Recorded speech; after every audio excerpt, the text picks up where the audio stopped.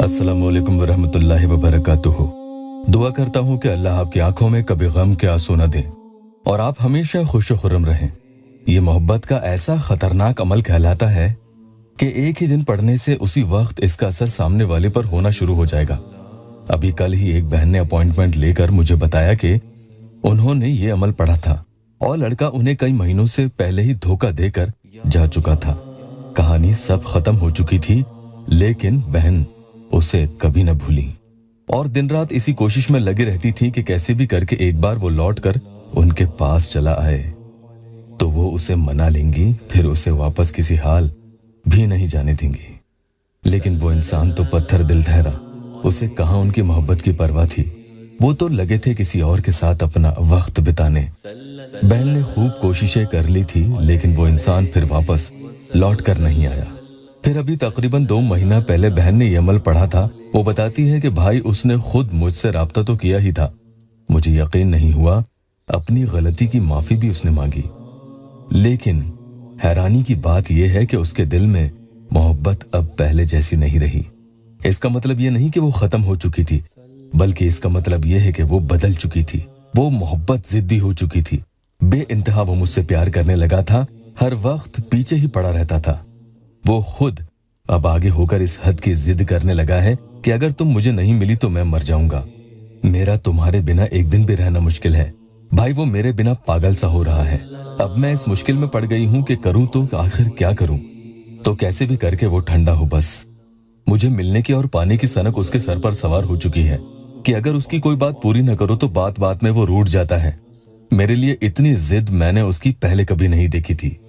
तो मेरे प्यारों, इसीलिए जो कोई इस अमल को करे तो पहले से ही ये सोच समझ ले, सामने वाले की मोहब्बत को झेल सकते हैं तो ही इसे पढ़ना, वरना हरगिज ये जोखिम मत लेना।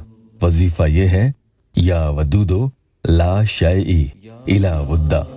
ये वजीफा इतना जलाली और तवंगर है कि दूसरे इंसान का दिमाग ही खराब कर देता है। आगे बढ़ने से पहले एक बहन का टेस्टिमोनियल ले लेते हैं। उन्होंने अपॉइंटमेंट लेकर मुझसे बात की थी। उनके शौहर का मसला था, वो उन्हें तलाक देना चाहते थे। बहन बहुत परेशान थी, उनके लिए अमल किया, अल्लाह ने आसानियां अता फरमाई, अल्हम्दुलिल्लाह उनका डाइवोर्स रुक गया। आप खुद पढ़िए वो क्या लिखती हैं। बहरहाल आज का अमल मैं आपको बता दूं, ये बहुत ही अलग तरह से आपको पढ़ना होगा। इस अमल का टाइम कोई फिक्स यानी तयशुदा नहीं है। आपको जब जब वक्त मिले दिन भर में इसे अलग अलग वक्फे में आपको पढ़ना है और दिन में कुल मिलाकर 3 बार से ज्यादा आप इसे नहीं पढ़ेंगे, बावजू ही करेंगे। बहने नापाकी में बिल्कुल नहीं पढ़े। जितना उस इंसान के बारे में सोचे उतना अच्छा होगा और ऐसे वक्त में ही इसे पढ़ना बेहतर होता है। ऐसे में ये सही निशाने पर फौरन अपना काम करके दिखाता है। इंशाअल्लाह जब सामने वाले की बहुत ज्यादा आपको याद आए उस वक्त इसे जरूर पढ़ लिया करें और दिन में आखिरी बार पढ़ें तो वो वक्त रात को सोने से ठीक पहले का हो। पढ़कर उसके बाद आप सो जाएं, किसी से कुछ बात ना करें और दिन में पहली बार जब आप पढ़ें तो सुबह उठते ही फौरन इसे पढ़ लें। उसके बाद ही बिस्तर से उठें या किसी से कोई बात करें और ये निहार मुंह आपको पढ़ना है।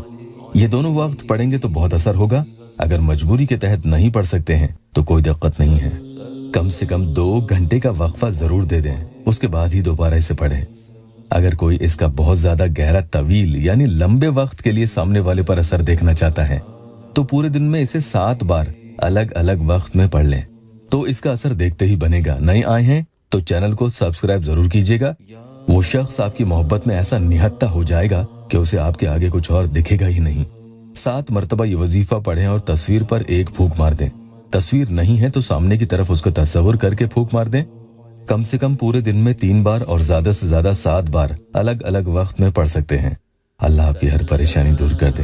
वीडियो को लाइक और शेयर जरूर कीजिएगा।